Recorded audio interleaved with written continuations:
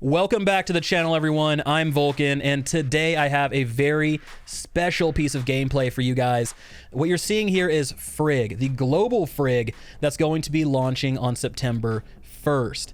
So I was invited to a closed test client. This is probably 3 or 4 weeks ago now. So everything you see here is subject to change, right? Numbers, stats, all of that stuff. It's going to fluctuate a little bit. They were still fine tuning, but you can use this video to get a feel as to how she's going to play and whether or not you want to chase after her when she's added to the game. So I'm going to talk about my personal experience with this character, and I ran through a couple dungeons. I had about an hour with her, so there wasn't, a ton of testing or anything like that I could do with her, but just initial first impressions.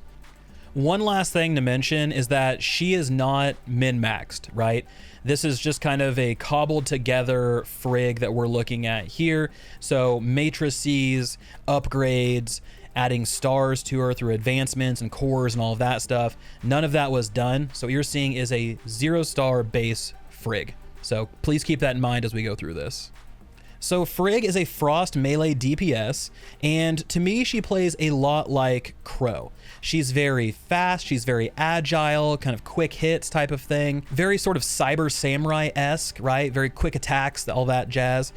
She has very strong single target damage, especially when you can line up her discharge and her skills. She will just melt bosses super, super quick. Now, in terms of stats, she does have mediocre charge and shatter. So that was on my test client. They were both A tier. She didn't have an S tier. She didn't have a B tier. So it's kind of just middle of the road per se. Now, in terms of her AoE damage, it was okay, but truly she excels when you can either focus on one target or you can focus on cleaving targets in front of you. The one exception to this is when she can use her skill, which is called Fimbulwinter, and that's a large AoE. If you fought her in the story, you've seen this. It's when you don't break her shield, she charges to maximum, and she kind of does this big dome where she just slices and dices everything inside of it. That's essentially what you get to do. But let's talk about what she brings to the table. So just like Nemesis has Volt Resonance, Frigg has Frost Resonance. So she's going to increase all of your frost damage and your frost resistance as long as you have 2 frost weapons equipped, Frigg being one of them. So if you want to form a full-on frost team with like Tsubasa and Meryl, you can totally do that, and I'm sure you'd be fine. Tsubasa out there buffing damage, Frigg capitalizing on it. If you need to shatter, you can flip over to Meryl. She's going to take care of all of that business. So it might make a pretty cool frost-oriented team. And frost by itself is just a nice element. It can lock down enemies, it can help you with crowd control, all of that fun stuff.